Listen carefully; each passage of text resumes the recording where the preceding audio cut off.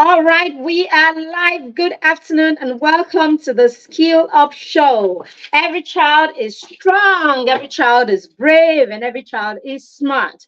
Every child has something in them that God has put in there to make them the best version of themselves. What children need are adults or caregivers in their lives that will remind them of who they are, who God says they are, and who their parents and their caregivers believe that they are.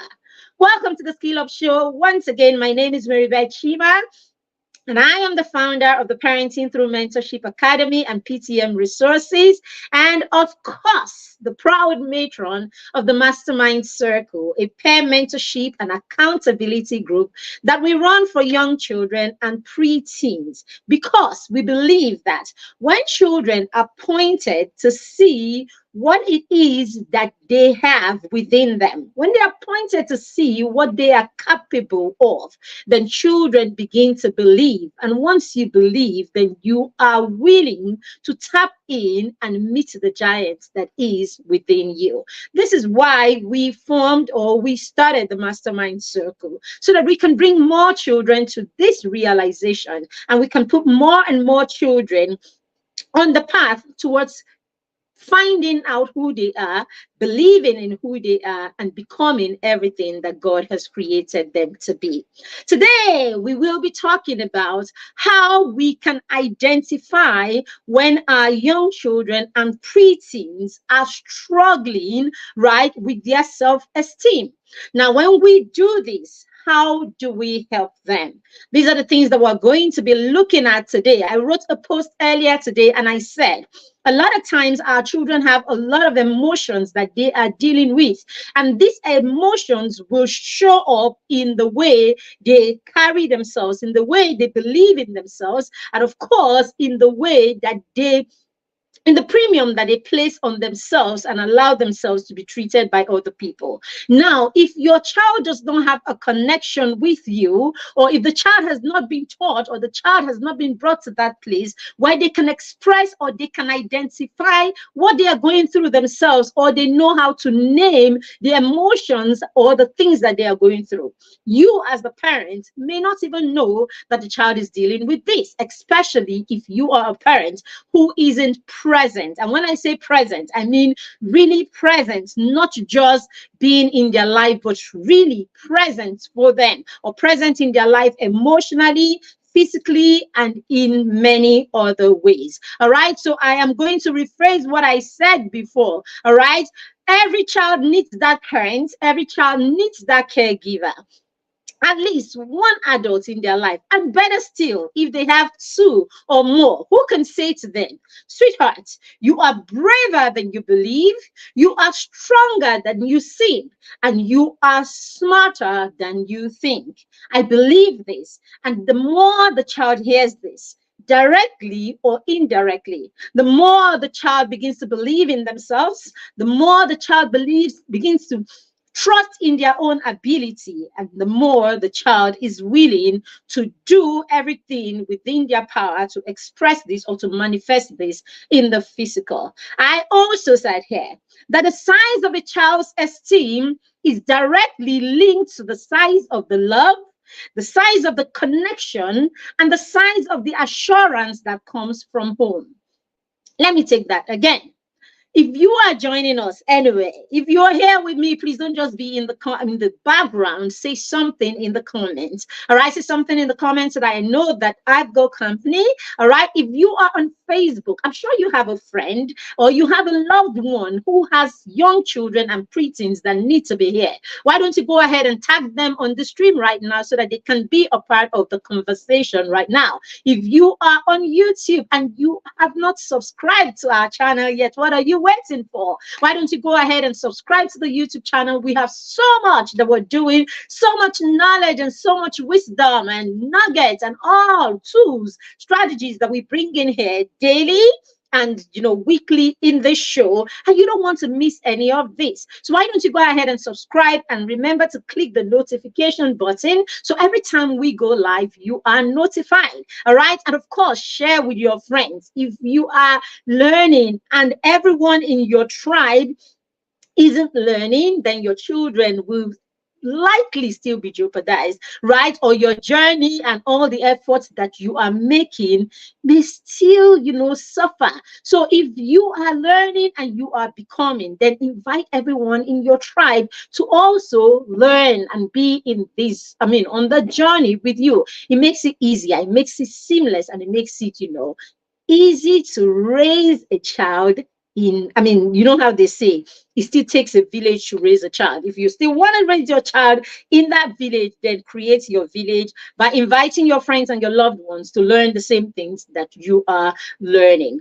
Okay, can I repeat it again? The size of your child's self-esteem is directly linked to the size of the love that the child gets from you, from home. It's directly linked to the connection between you, the caregiver, the parent, and the child, and the kind of assurance that you give that child from home.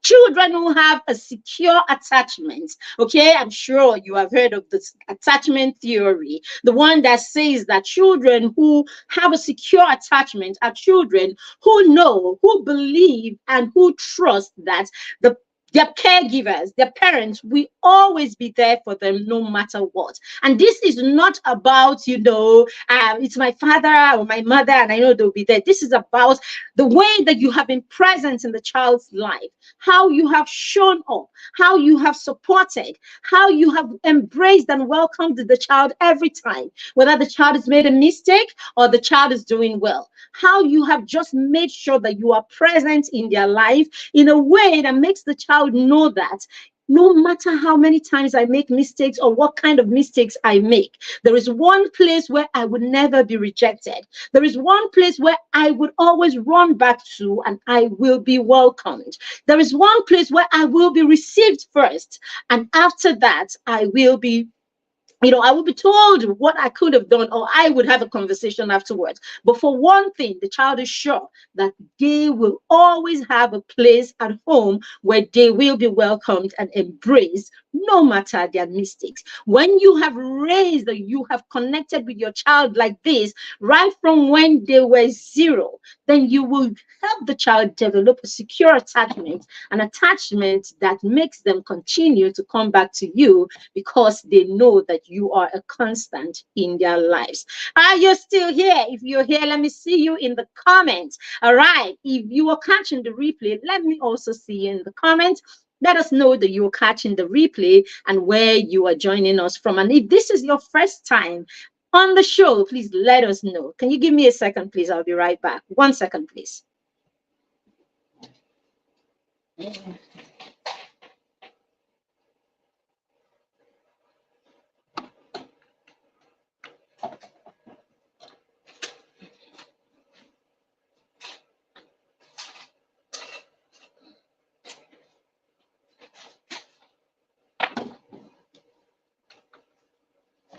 Sorry about that. We had a situation and we needed to get that out of the way. So if you're here, let's move. All right. So children who have a secure attachment are raised by parents who are intentional about their connection with them. Yeah. So parents who are intentional about connecting with their children usually would have children who have a secure attachment. Yes. All right. These are the parents who have placed a premium on their relationship with their children. Yes, they believe in their children, they see their children, and of course, they have placed a premium in their relationship such that even the way that they treat their children is premium. Many times we say our children are, they're the most important things to us, the most important people to us, and all of that. Our children mean everything to us, and all of that. And we get carried away, or there's a lot of misinterpretation as per what it is, as parents that we can do to support them or to ensure that our children are raised in the right way. And so in the bid to raise our children in the right way,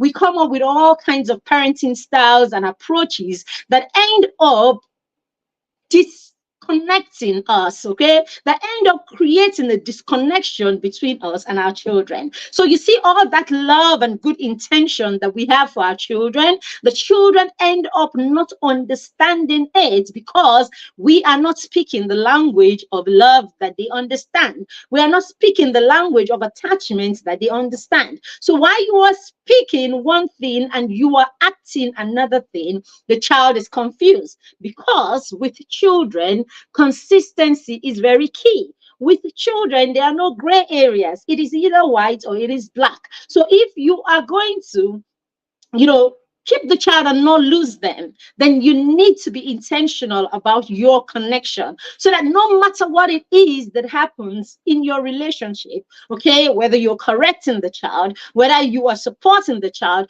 whatever it is that you are doing, you ensure that nothing affects the connection between you and your child. So of course, it takes a lot of commitment and it takes a lot of intentionality for you to raise your children, right, and then guide and support them in the right way and not affect your connection. And this is why we are here. This is why we do what we do, because we know that it is possible to raise the most, to raise the most disciplined children.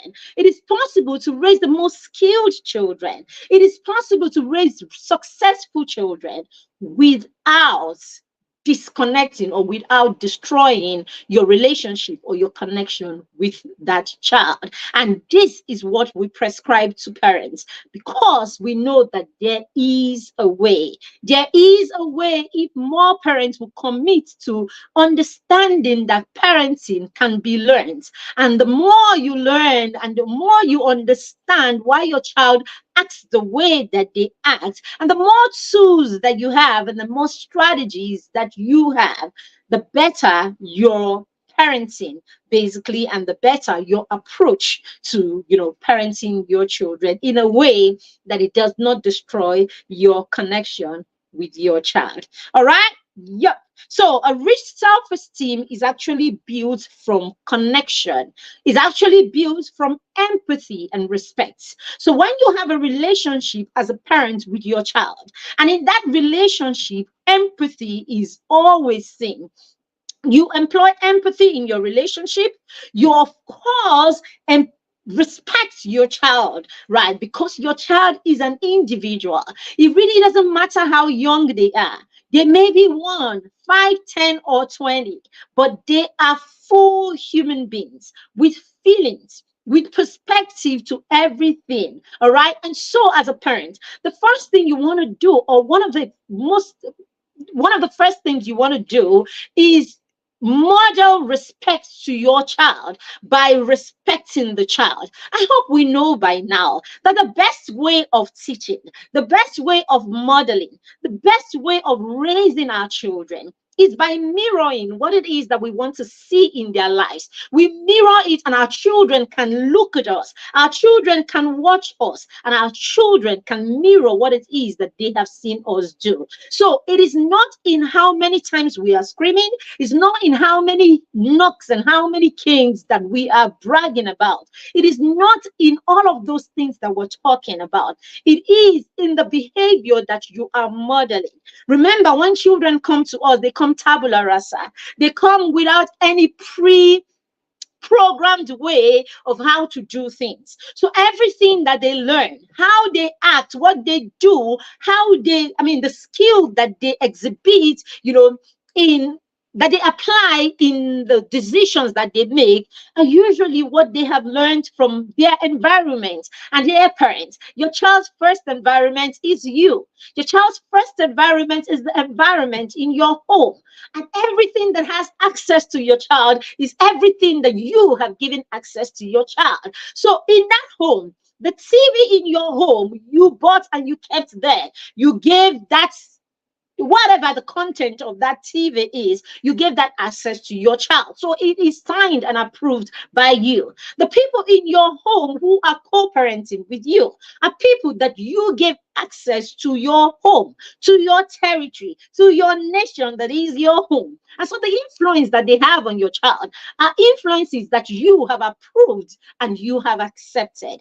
The schools that you take them to, the gatherings that you take them to, places that you allow your child to go are all your responsibility. So you are the parents and they are the children, and your responsibility is to ensure that you safeguard the children, the content of their environment, and the things that have access to them. And so for everything, as far as that child is still a child less than 18, you are responsible for the content in their environment. You are responsible for the things that have access. So it's high time we start taking responsibility, dear parents, because if we learn to take responsibility, then we will raise children who will take responsibilities for their own faults also. So it is primary that we understand these things, because when we do, then we are able to empathize with our children. When we do, we're able to empathize with the challenges that our children have. I mean, we are raising children in the 21st century. We are raising Gen Zs and Gen Alphas. We're raising children who would never know a time without technology. We're raising children with a lot of options that we didn't come anywhere close. You didn't have options when it comes to technology, and the socioeconomic reality, right? Our economic reality, right? And that of your child are totally different. The social ambience and the environment, right, all around them is totally different. I mean, you were raised in communities that didn't have all of the things that our children have to deal with today. At least when you were growing, you knew that there were men and women. Daddies, mommies, your children know that there are men, women, they, them, their, she, he. They know all kinds. I mean, they're confused. The average child is confused. The average child does not have the kind of homogeneity that you had. They have so many things happening around them. So the first thing you want to do as a parent is recognize and empathize with what our children have to deal with today. We don't even make this thing easier for them. Yes, as parents, some of us have all kinds of technology in our homes, right? All kinds of technology in our homes that we don't even access as much as the children do. You put all the things in place in your home, you are at home for only a few hours. Your children are at home for the longest time, and not to forget that they are tech natives. And so they know how to manipulate, how to navigate around these things. If you don't have them in your home, your children will not have access to them. So what's going on? What's going on is that our children have too many options. They have the options of 500, 600, 1,000 channels. You don't know that. I mean, no rich. I think it's up to, you have Netflix, you have DSTV, you have what do you call it, prime time. You have all of these many options, and your children, apart from that, they have YouTube. Apart from YouTube, they have roadblocks. After roadblocks, they have Discord. After Discord, they have what's the yellow app? Discord. They have Snapchat. They have all of these things. Every one of these apps has got conversations, has got one-click access to 8 billion people, or 5 billion people, as they say. Right now, the world has about 5 billion people on social media. I mean, we're talking, this is just social media. And then they go out there. They have access to people from different nationalities, people from different tribes, people from different cultures, people from different family backgrounds. This is what your child has to deal with. Meanwhile, you grew up in one small village in Kakwagom, like, okay, not like me, but at least you probably grew up in one small village somewhere in the north, in the south, in the east, where all your neighbors spoke the same language, where all your classmates spoke the same language, where almost everyone around you had the same mindset, at least to an extent, where your values resembles it. I mean, your values were somewhere aligned. You grew up in a society 30, where you had two options when it came to TV channels. One, perhaps two, maybe if you lived in Lagos, maybe three or four.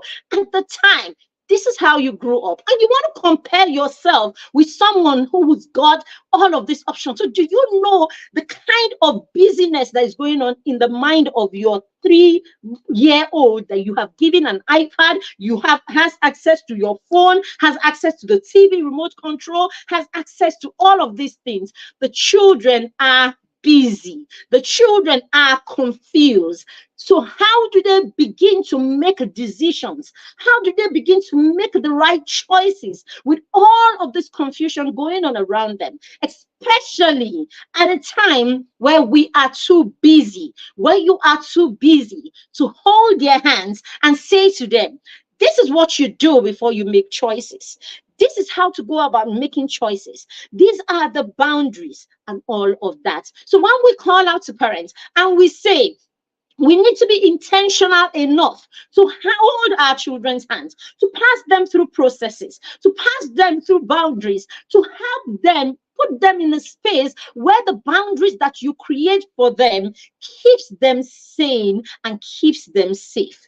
We say, oh, no. Parenting is supposed to be, and we're just supposed to wing it. Do what works for you. In these times, I don't think there's any statement that is unfair to the child than that statement that says, do what works for you.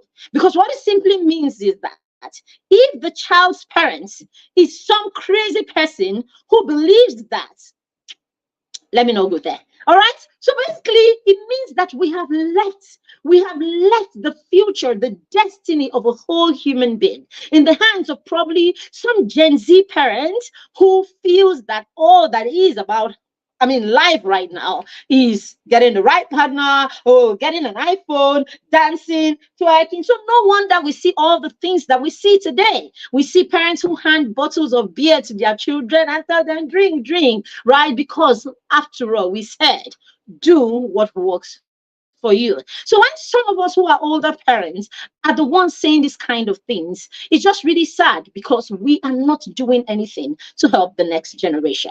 All right, so these are the things that we are looking at today, and how, if we get empowered, we're able to help our children. The more empowered we are as parents, the more we can help our children. So a rich self-esteem, I repeat, is built from the connection, the empathy, and the respect that exists in the home.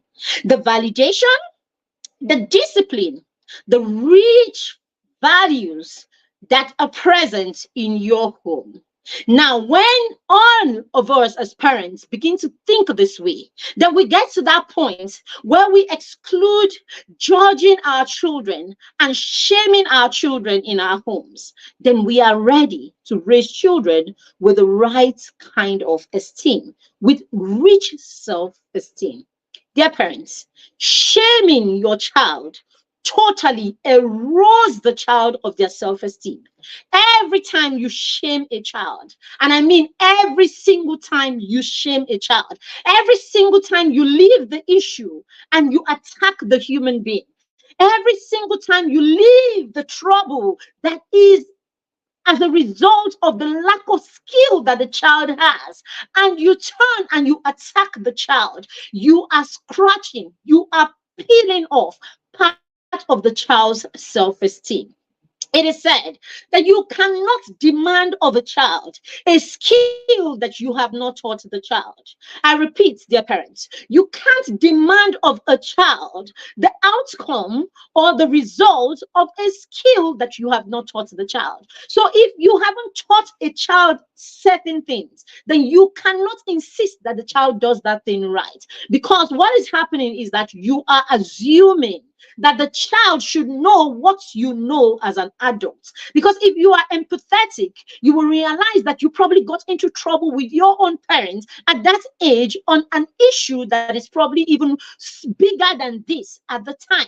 Now you are raising a child who doesn't even have the presence of adults like you had. I mean, your mother went to work and came back home at 1 o'clock. Your mother came home, you got home and you got home to hot meals every day when you were growing up. You go home and you saw your father at 4 o'clock. I don't know about you, maybe we shouldn't generalize. I saw my father walk in through the door 4 o'clock. In fact, when he's not in at 4:30, we're wondering what happened. What happened? Was there traffic on the way? And give and take, 5 o'clock, my dad was there. He came in and then he sat down there, and my job was to go get him his tray of food.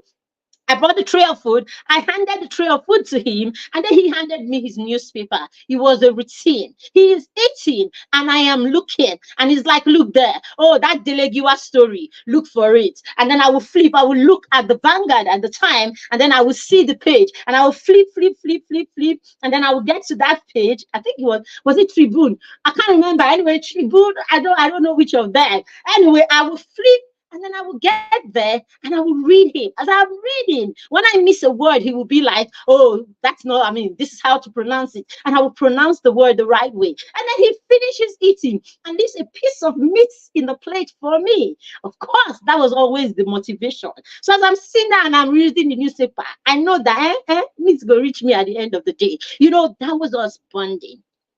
That was us bonding. That was a tradition. I can sit here and I can tell you about it today because I can remember this one vividly. Asking me about my school fees when I was in primary school, I don't know. I don't know how my daddy paid. I don't know how much he paid. I can't remember Jack. It wasn't my business. What am I remembering about my father today? I am remembering about my late father, how we sat down and we read newspapers and we ate. I can remember how we raced from the house down the streets. It was 100 or so meters. We will race and we will race back. And every time he will beat me. And then sometimes he'd be like, my leg. And then I would go ahead of him and I'm rejoicing. Yeah, I won.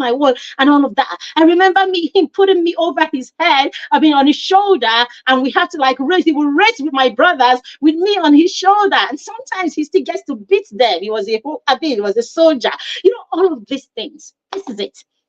Right. So when we miss all of this, when we take away all of this from our parenting, when we take all of this and we turn and we reduce parenting to a transaction where the children have to be okay, provided we can make food available and we can pay their school fees and they can wear clothes. And then we come back home because we have done all of this, because we have put all of our sweat into making sure that they go to that school that they did not even ask you for. Do you know that if by the time your child is 3, you actually take them and you put them in an LEA school, a school where they have to pay little or nothing, do you know your children will not object?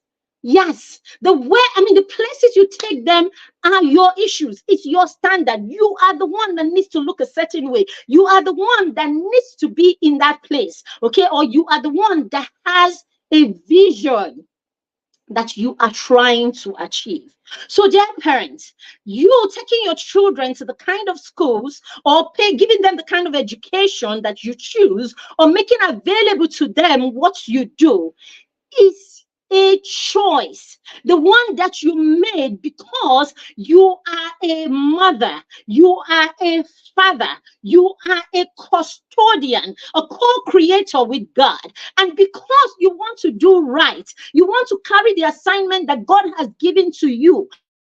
Based on that, you have created a vision of the kind of child that you want to raise. And so everything that you are doing is you trying to achieve your own goals. They are your goals. They are not the child's goals. So the next time you have to say to your child, "I will this because I'm wasting my money. I'm paying my money. Do you think I picked it? Do you think I did?" These are all wrong. These are part of the things that will contribute to your child's low self-esteem. Your child constantly thinking that they owe you. Your child constantly thinking that they are not doing enough to pay back to you since you are loaning them. Your child thinking constantly they cannot meet up to a standard because you have set standards for them that are probably unrealistic, because the child is probably struggling with math or struggling with certain things because they don't have the skill to actually win in that area, and you do not even care. You do not even recognize that they are struggling, or you don't even care or recognize that, the way that the child is being taught, it's not even the way that the child knows how to learn. It's not the child's learning style. Or you're not recognizing that the child is going through some emotional issues that's not even allowing the child focus. You are not recognizing that the child has got needs that probably are not being met simply because you are too busy to see. And so you set all these high standards and expectations, and then you come and you berate the child, you judge the child, you hit the child, you beat the child, you reduce the child to whatever it is that makes you deal with your trauma or makes you subdue your trauma, because you need to feel more important than another human being. After all, the people who raised you treated you that way to show that they were more powerful than you are. So here you are, more powerful than another human being. You need to subdue them also. So parents, these things are really deep, but the more we become intentional, the more we stop to think about these things, the better we will become as parents, and the better we would be at raising or parenting our children. Because the truth is, our children are capable of much more than they know.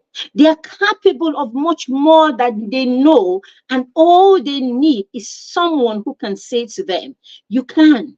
You can, you can, you can. So I hope your child hears that enough, that you can. Okay, if we can speak to the minds of our children, the mind is the factory of our destiny. So when it is that you can think, what it is that you can think in your mind, right? If you want to see something in your life, they say, think about that thing in your mind, believe that thing in your mind, and go to work to achieve that thing, and you will see it in your life. So what are you saying to the child? Words are powerful. Words are powerful. So let's stop speaking those words that will judge and shame our children. Okay, let's stop with all the self-fulfilling prophecies. You are foolish, and so the child will be foolish. You don't know anything, and so the child will not know anything. You never do anything right, and so the child will never do anything right. You are never this. You are never that. How many times have you told them what they are good at? How many times have you sung their praises? How many times have you declared with your mouth? After all, when God wanted to create the earth, what did he do? He opened his mouth and he called forth the things that he wanted to see. You are there. You will never call forth anything in the life of your children. You will never speak forth these words. Let the child hear it. Let their subconscious mind take it. So you are a mother, you are a father, yet your children have to sweat. They have to break their back before they can get a kind word out of your mouth, because someone lied to you a long time ago. Now, when we say kind words to people, it will make their head big. See how they've made a mess of us. Just see how they've made a mess of us, and how we are replicating, and we are, of course, continuing in this same pattern. Our children need to hear positive things. It is the positive things that they hear that registers in their subconscious mind. It is the positive things that they hear that feeds their soul, okay, of course, of which their subconscious mind is a part of. It is the positive things that they hear that begin to manifest in their lives. So please, until you have said 7 positive things to your child, do not say one negative thing to the child. Please, for every negative thing that you say to your child, please go ahead and say 7 positive things to erode the negative things that you have said to that child. 1 second. All right, so yes. So let's move on. Now we're gonna jump right into, the things, or how to identify that your child is struggling with low self-esteem. Let's look at how we can identify this. So I try to put this, I like to give 5 points when I come to the show. So I put 5 points together and I put it in an acronym, SIGNS. Okay. So we're going to use the acronym SIGNS to talk about 5 things that when you see or when you recognize in your child could be an indication that your child is dealing with low self-esteem. Number 1, when you have that hyper child, that child that is vibrant as a teenager, that child was vibrant as a young person, and then all of a sudden at some point in their life the child begins to withdraw. All right, so withdrawal. When your child begins to withdraw, the once upon a time vibrant child, you want to stop there and pay attention. Now, and this includes your toddler who was vibrant, your child who was 2 and 3 and 4 and was vibrant. And all of a sudden, that child is 8 and 9 and 10, and the child is not anymore. A lot of times, people will just wave it aside and say, oh, they are getting older. As much as getting older brings, some level of calmness in the children, if you do not pay attention, there could be more than just that level of calmness, but you are not catching it. Now, what happens is when our children are really young, they come with a natural instinct, their natural instinct when they're really very little, okay, until every child that is born is a genius, right? I hope you know that. Every child is a genius until our parenting style and our environment degeniuses the child. So yes, when our children come, they come with their natural instincts. It is nature's way of helping the child become autonomous. So nature puts in the child the restlessness to want to discover their environment. So when your child takes your remote control or takes that item and is throwing it around, all the child is trying to do is understand this item in his environment. Remember, the child is a stranger in this environment. The environment that he knows is that one place in the womb before he came. And so he comes out, and yes, he sees the remote control or sees stuff around. The more curious your child is, the more they will tinker.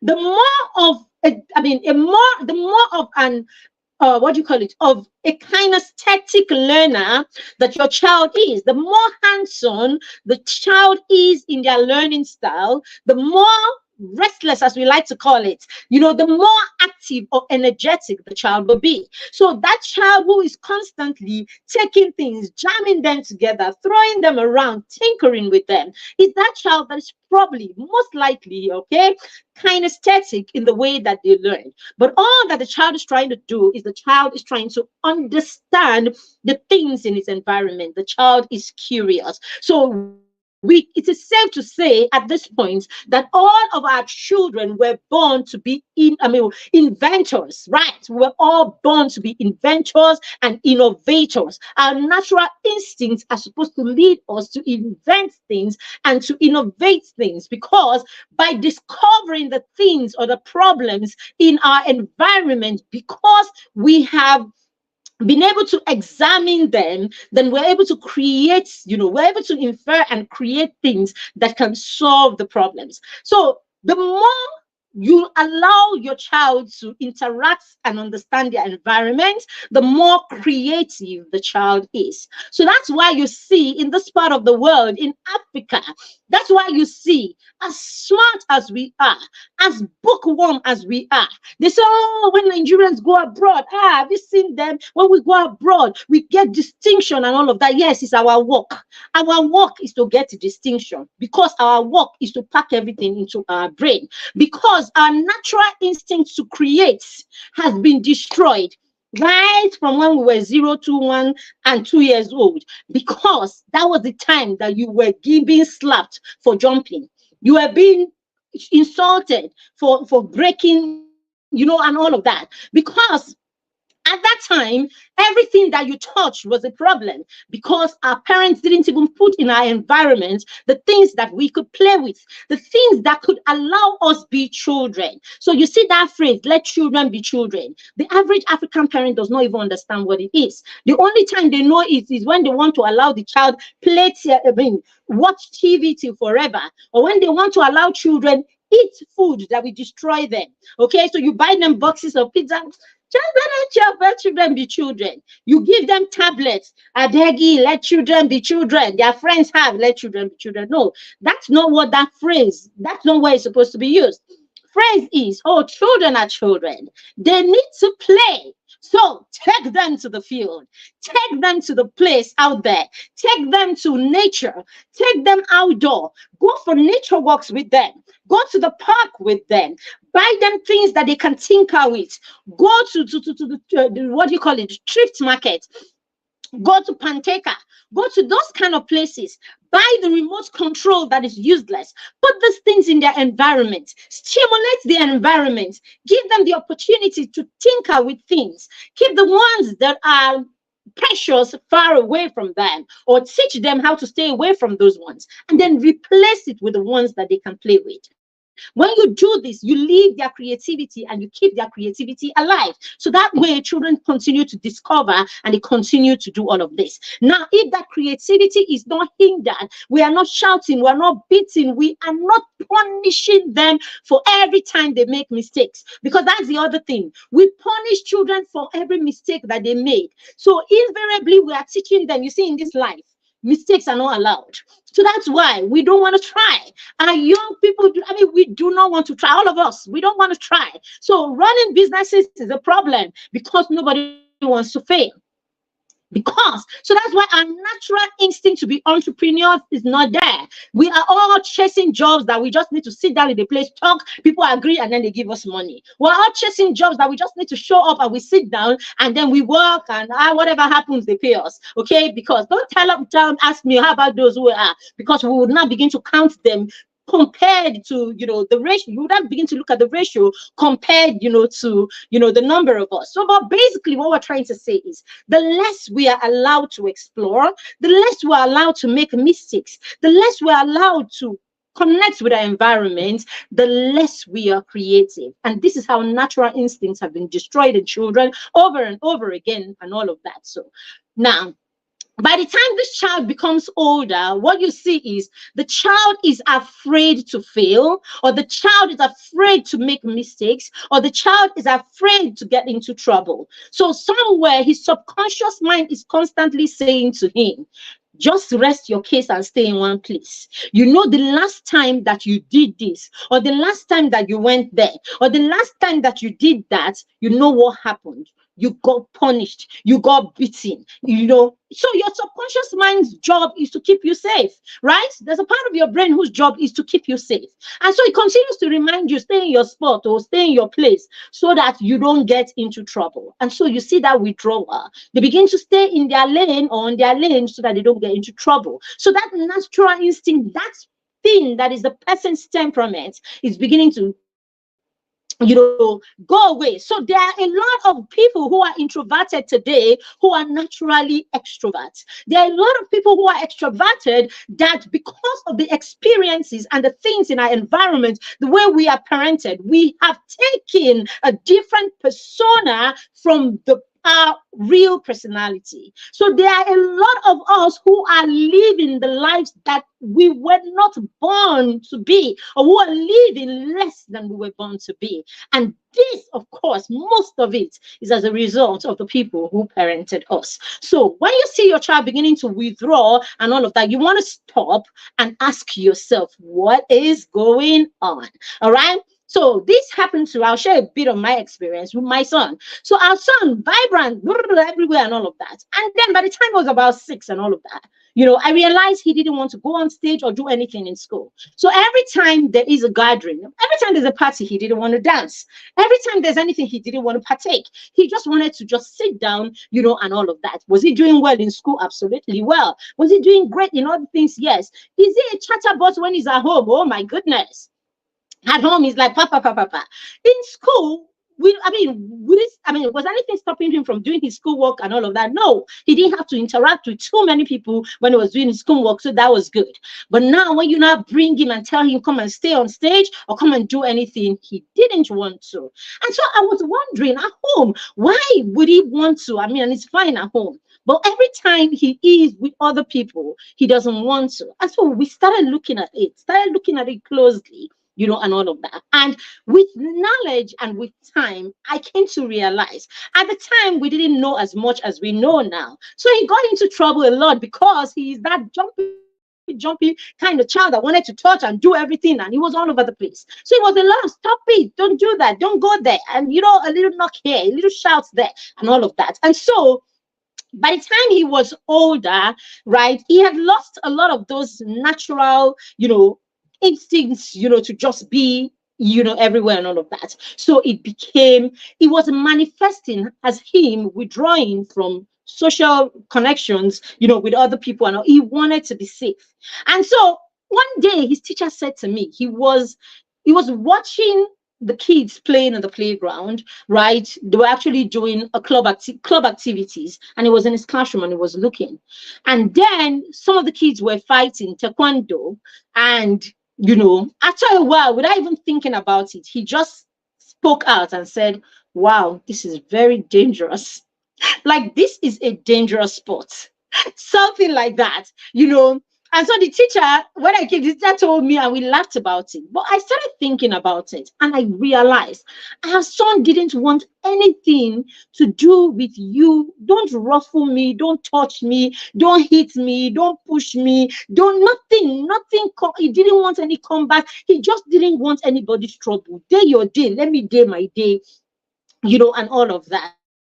So at that point, I insisted. I said, "Oh, you're going to do taekwondo next term, and all of that." And he's like, "No, no, no, I don't. I'm like, "You're going to do.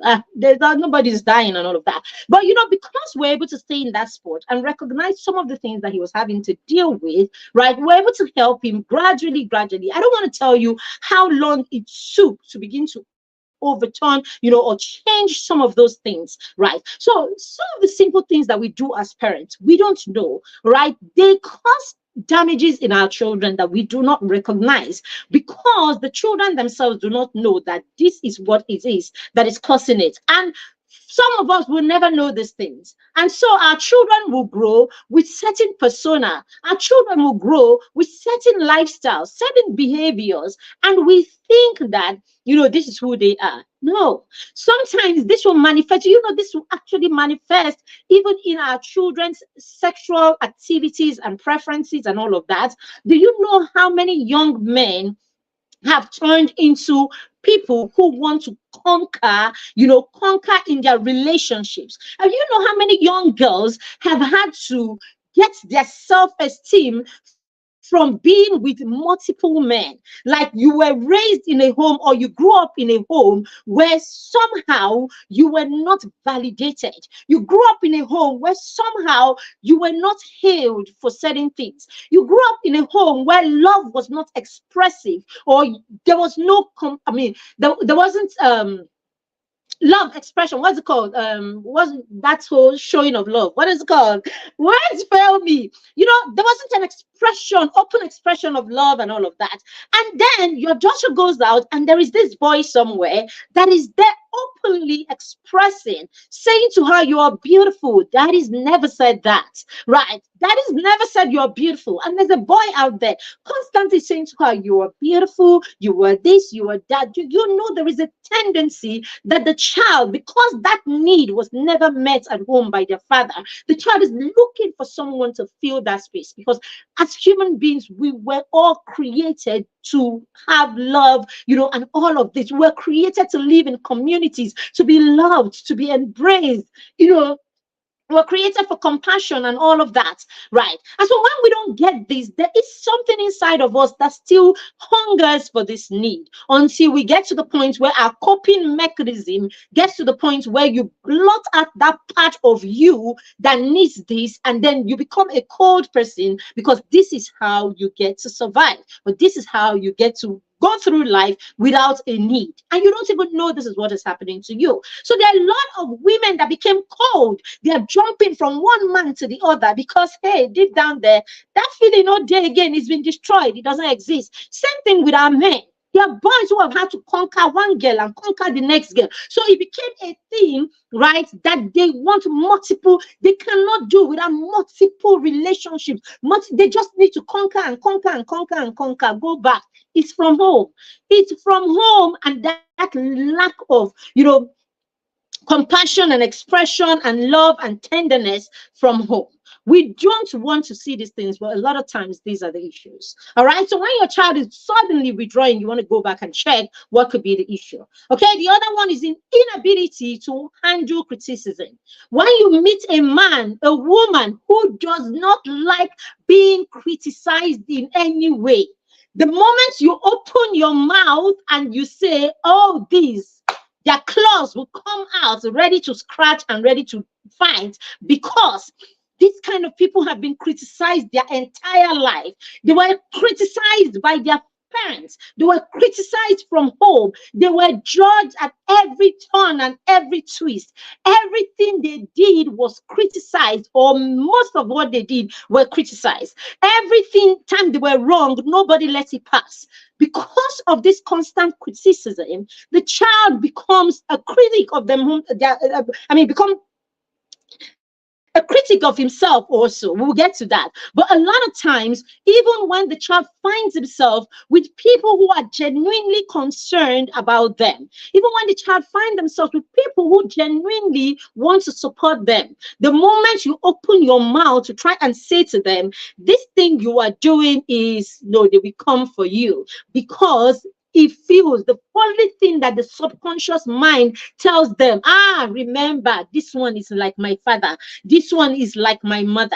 So they are constantly seeing their mother, they are constantly seeing their father in that person. So even with our children, right, and these things will happen right from when they are young, you just don't pay attention to it. So you see your children amongst their friends, nobody can correct them. They don't want to be held accountable. They don't want accountability because there's enough criticism at home. Don't come and add to it. So when you see your child get into trouble a lot in school, when you see your child angry every time people try to correct them, even when you try to correct them, right, the times that you're not criticizing them, check. It could be that your child is already in that space where they do not want, or they do not know how to handle criticism. So that is inability to handle criticism. Okay, that is I. The next one is general negativity. Now, children who are constantly being criticized, children who are not told how amazing, whose efforts are not recognized at home, children who do not have a secure attachment, their parents embracing them when they make mistakes, and then walking the journey with them to learn how to correct their mistakes or learn from their mistakes, right? Going through the journey and saying to the child, all right, come, big hug. It's okay. It's okay. I know how you feel right now. I know how you feel right now. I have failed too, and I know how you felt and all of that. And then later when the child feels better, you want to sit down with the child and say, now let's go through what it is that you went through or what happened there.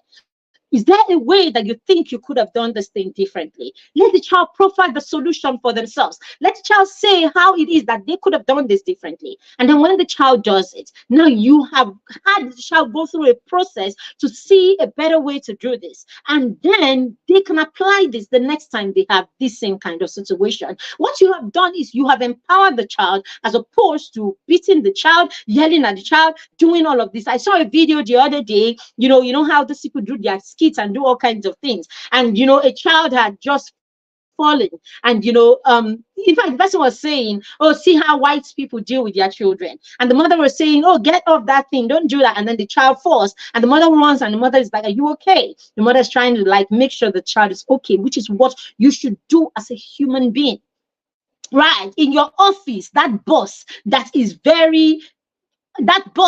always giving you stress, will the boss fall and you will beat the boss? Will you?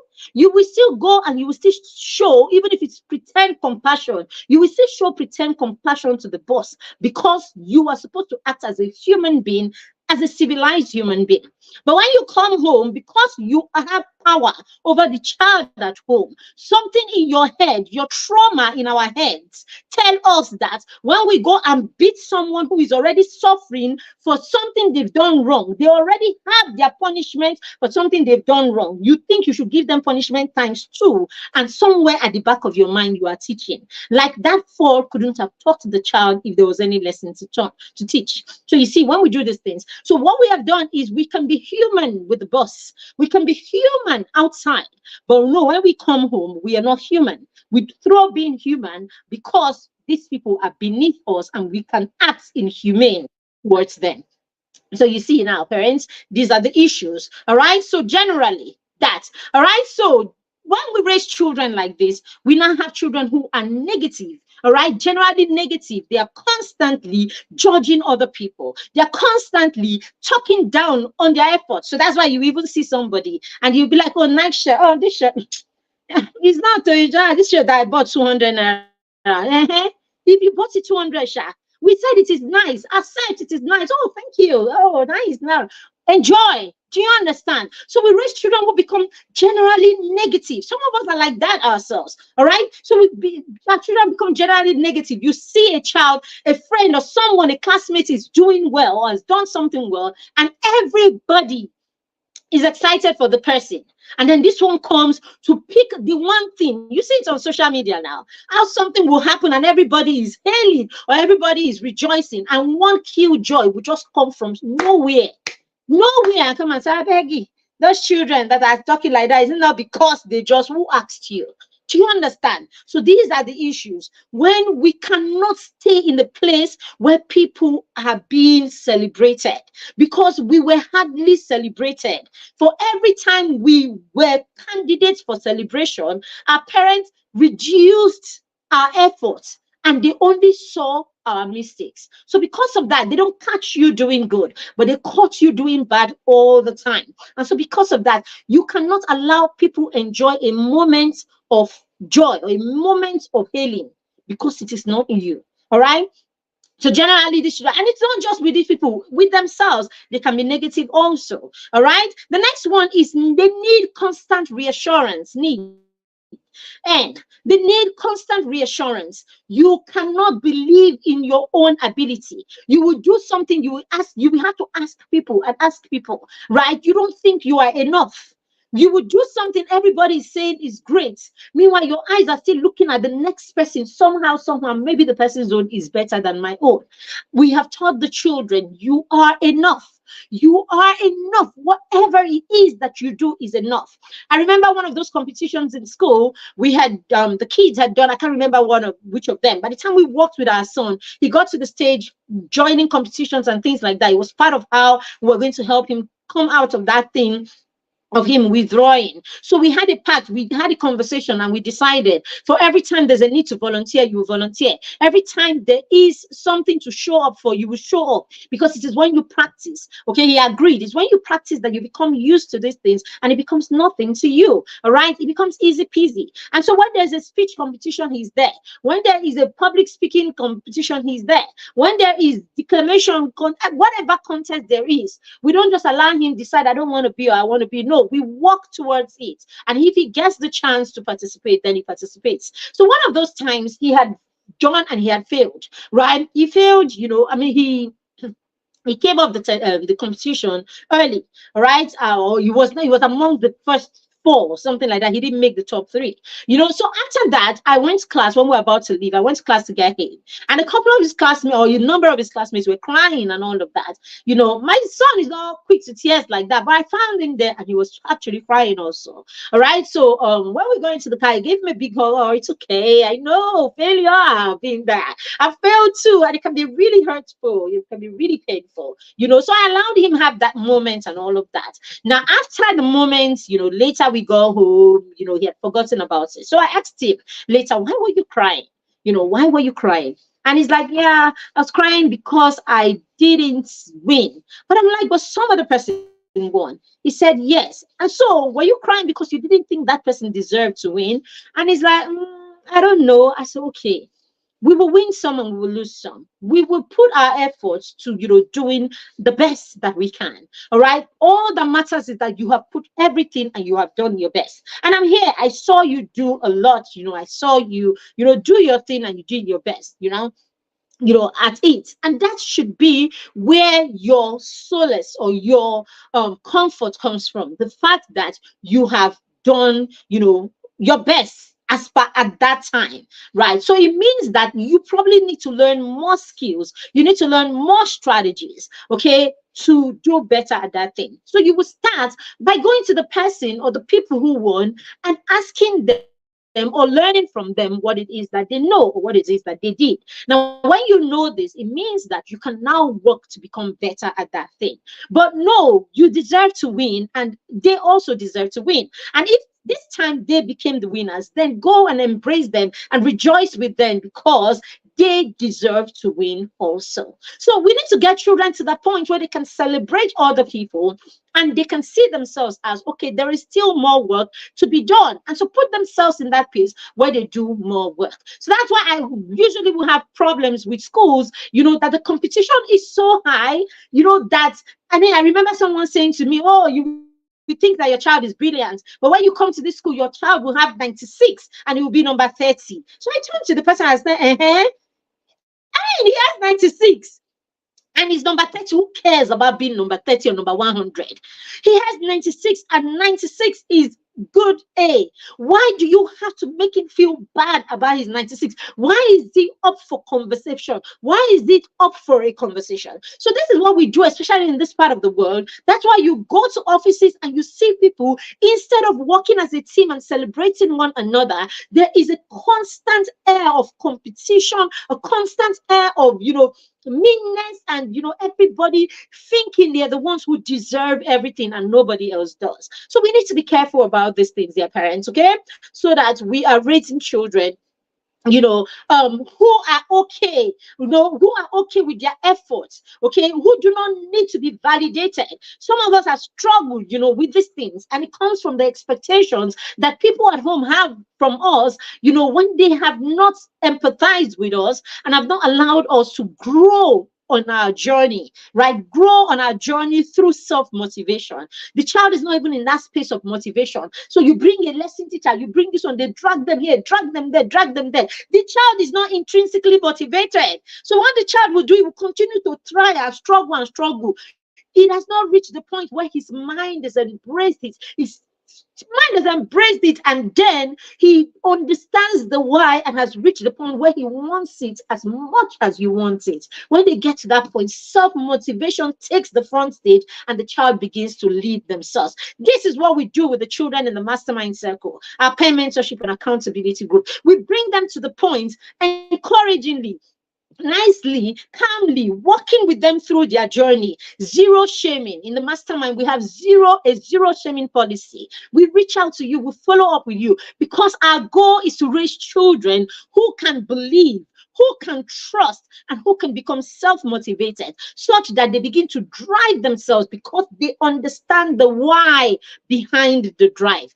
Everything that is done forcefully does not have the same kind of impact with the things that are done from a place of understanding and a willingness. Okay, so in your spirit there is willingness, there is also willingness. There has to be willingness that comes from within. So these are the things you want to check, right? Withdrawal, inability to handle criticism, general negativity, a need for reassurance every time. Oh, is it good? You ask this one, someone has said it's good, you must ask 5 more people. What is it? What is it? Okay, it is good for you. If it's good for you, sometimes the kids, my daughter, you can't even tell her how to dress. When I finish, I'll be like, Mama, I have to tell her, Mommy, just know that I am your greatest cheerleader. And if I ever say to you something is not okay, it's because sincerely it's not okay. So we're at that point, that's when my daughter is going to say, oh, Mommy, it's because it's you. And then she goes with it because it's you. If not, I am fine because I'm okay with it. And I've passed it through the litmus. So create litmus tests like that. Okay. For instance, before she wears something, she has to check, is it good for the weather? Is it appropriate, right? Is it good for the weather? Is it decent and appropriate for the occasion? Am I comfortable in it, right? Am I comfortable in it? And is it okay for the occasion, right? These are the things. When you pass it through this and it's okay, she's good to go. So sometimes she's worn a dress like 2-3 times maybe she's worn it twice in a month and she wants to wear it again. I'm like, Mommy, you wore this 2 weeks ago. And she's like, so Mommy, it is good for the weather. I am comfortable in it. I like it. And it is good for the occasion. Or is it not? And really, is it not? Because when I check it, it is good for fine for the weather. You're not wearing coats, or you're not wearing jacket or whatever when it is hot. Good for the weather. You're not wearing bomb shorts, or you're not wearing whatever we have said is not okay for this kind. It's not within our family values. It's not okay. So it's fine where our values or the occasion is concerned. She's wearing it. Those 2 reasons. It's comfortable. I'm not struggling with it, mommy. I'm not struggling with it, mommy, and all of that. And it's fine. And I like it. Where have I gone wrong? And that's it. So the next time you see my daughter wearing one dress 2 times to church, I have learned to turn the other way, because she will argue her case and say to you, I passed it through the litmus and it is fine. So we want to create those litmus tests and allow our children pass through the litmus. The litmus is your value. The litmus is your standard. The litmus is what creates the standard for boundaries, because our children need boundaries. We'll be talking about that as I share 5 things that we can use to boost them when we find out that they have these low self-esteem issues. All right, so I'll use the acronym BOOST. So we're going to go through that now. All right, so yes, number 1 is build positive relationship. Okay, build a connection with your child. Build a connection with your child that allows your child trust you. I just talked about our daughter and how I can say to her, and she can say to me, Mom, just because it's you, she's struggling with it, but because she trusts me,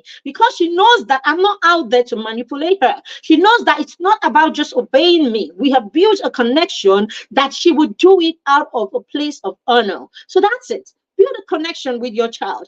Build a relationship that your child knows that I got you at all times, and it's not about me. When it is always about you, when you go with your children with things like, is that what your mates are wearing? Your friends will laugh at you. When you say things like that, what exactly do you think you're doing to that child? You are actually telling that child to put other people's needs and what people think about her above what it is that she's comfortable with. And a lot of us do it. Oh, you did this, I will disgrace you in front of your friends. Seriously? Some of us right there in front of our friends and strangers, because we want the world to give us our medal. We want the world to give us our best mommy, best daddy medal. We will shame our children in front of absolute strangers. I don't care whether they are friends or family members. I don't care. You cannot reduce your child. You cannot bring your child to the point where they are shamed. Use them at the expense. I mean, you can't build your relationship with your family or get your medals from your family at the expense of your child. It is unfair. Okay, it's unfair. Some of us, oh, we are intentional parents. We cannot afford. Okay, so I mean, why am I going fast? CB now, coach.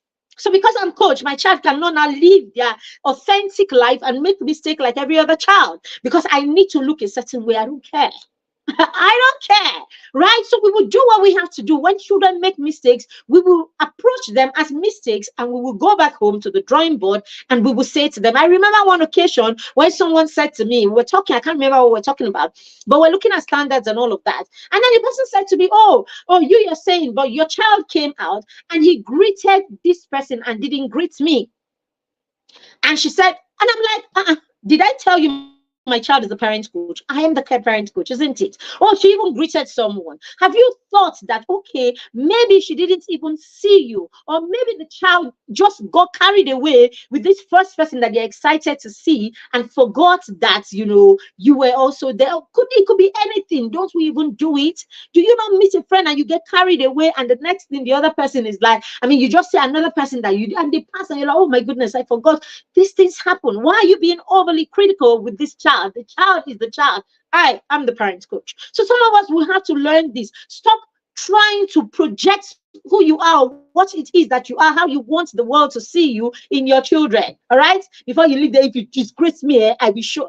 Let the child be. All right? The next one is open communication. You want to create an open communication line in your home, and it needs to start right from when your children are babies. Begin to speak to your children, talk with your children, have conversations. I shared the other day how you want to invite your child to express themselves and speak with you at all times. How do you do this? When you've been away from each other for a stretch of time, the next time you meet, start by being excited and telling them excitedly what has been happening with you. Hey, guess what, guys? I went to see auntie this today. Really? Yeah. And this happened, and that happened, and that happened. What you've done is you have invited them to have a conversation, and then you have poured in some excitement in the whole thing. Guys, you cannot imagine what happened to me today. Yeah. I got caught by Road safety pulled me at you are having conversations. Now have the conversations, the ones that you make mistakes, the one that you did well.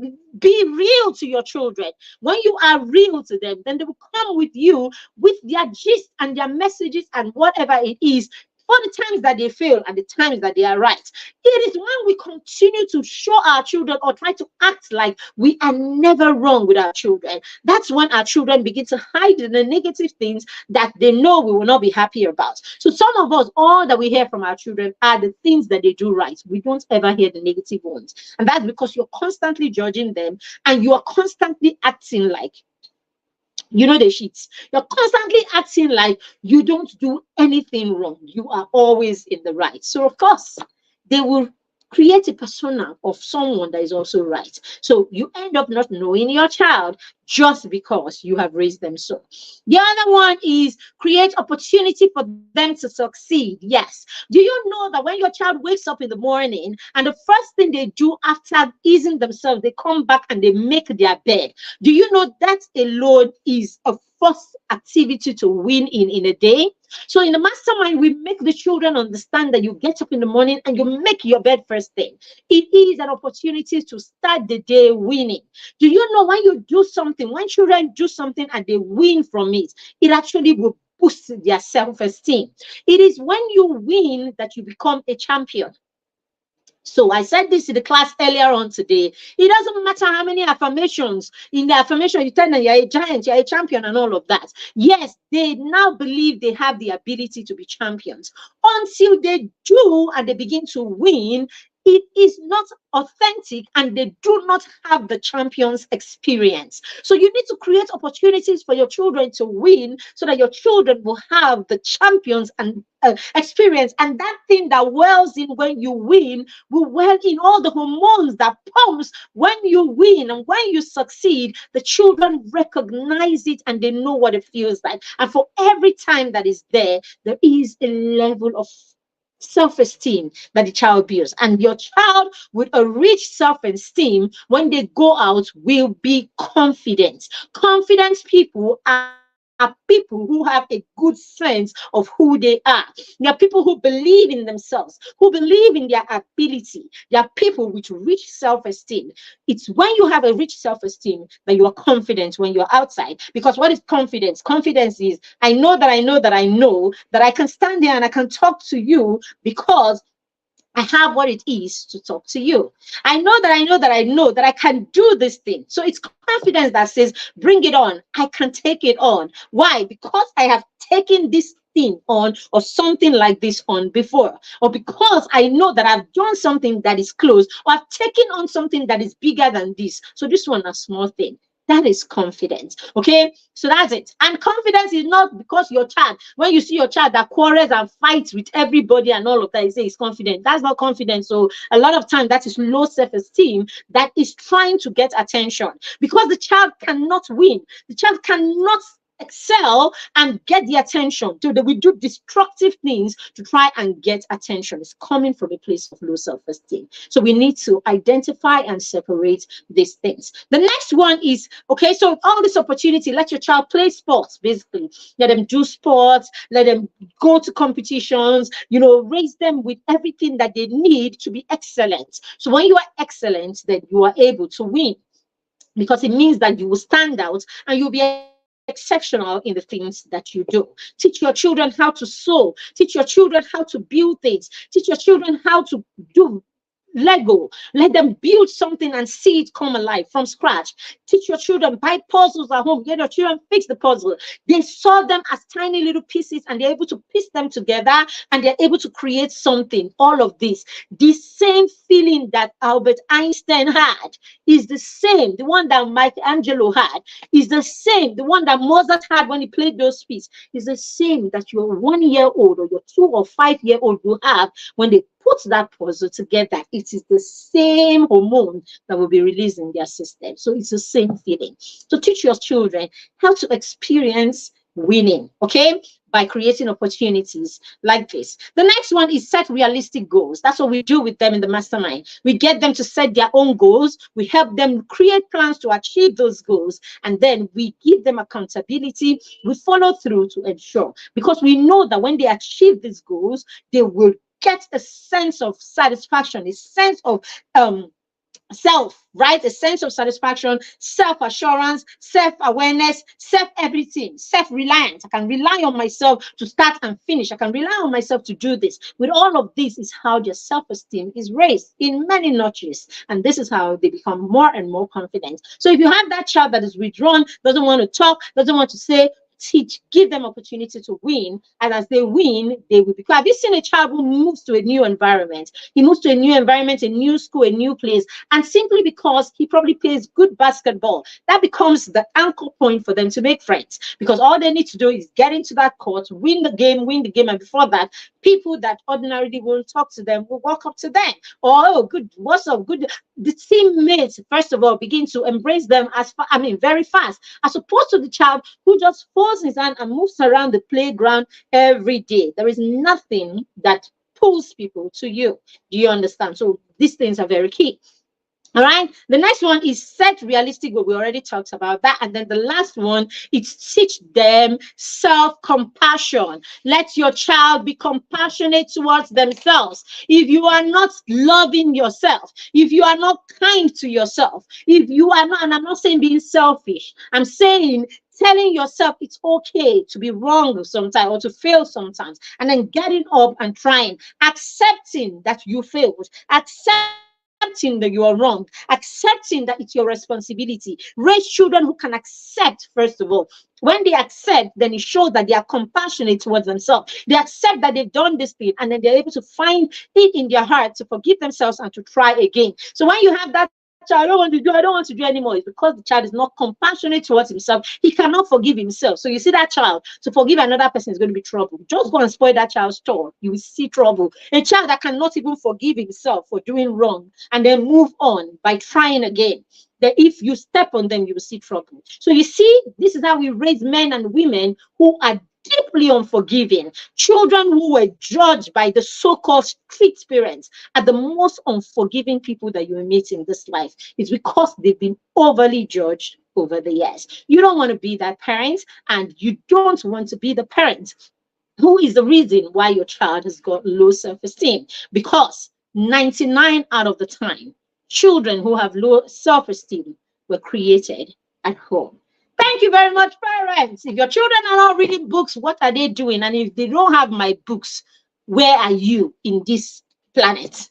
All right, so your children should be reading amazing books that will help them boost all these things that we're talking about. So this is unlocking excellence. Let's unlock excellence within our children. Let them know that they can by the skills that they have that will help them achieve the things that those skills can help them manifest. So when children continuously fail, it's because they do not have the skills that they need to excel in that thing. They do not understand the principles that they need to excel in that thing. And this are the books that will help them understand this. So unlocking excellence, you can get this on Amazon, you can get this from our seller page, you can get physical copies if you are in Nigeria. Just reach out to us, all right? Reach out to us, and of course our phone number is always around 081 306 21566. Just reach out and order your copy, pay here, and you can pick from the nearest city around you, right? We have that for you. All right, we have playtime stories for champions for your children 0 to 10. They can use these great activities at home that will boost. Through activities, they are winning as toddlers, as young children, and they, of course, are beginning to build that self-esteem. We say create plans to teach all of these things. This will help you know how to create plans and what to do to create those plans that will help you be present and recognize your children's need. This one is young and money smart. You want to raise children who understand this. All of this, money, being able to make money, this is winning. All of this winning. The mindset, first of all, that's where they start winning from. And this is what the book will do for you. Christmas stories, let's tie them to where we're coming from, so our children don't ever forget where they are coming from. So that's it. And then this bestseller right here, Bedtime Stories for Champions. If you don't have this book, you're wrong. Children that are doing amazing things, young children who have become self-aware and they're already impacting the world. Amazing book. Mentor Parents, of course. Are you a young parent? You need to know how to. This one talks about my challenges as a young parent and how I learned to navigate and position myself to help my children in the first decade of their life. This book, amazing, small but mighty. And then, of course, how are you raising champions or how are you raising leaders who do not know how to reflect? What 360 days journal will help your child learn to reflect, record their daily activities, and all of that. Thank you very much again. If you have joined us, if you got value from this session, let us know in the comment section. If you have any questions, please put them in the comment section also. Thank you for being here. Again, we do not take it for granted that you trust us to be a part of your parenting journey. Have a fantastic rest of the day. Bye. Oh, if you'd like to join the Mastermind Circle, our peer mentorship and accountability group, the information is scrolling on your screen. Why don't you go ahead and use the information and book a slot for your child? You will be glad you did. Thank you.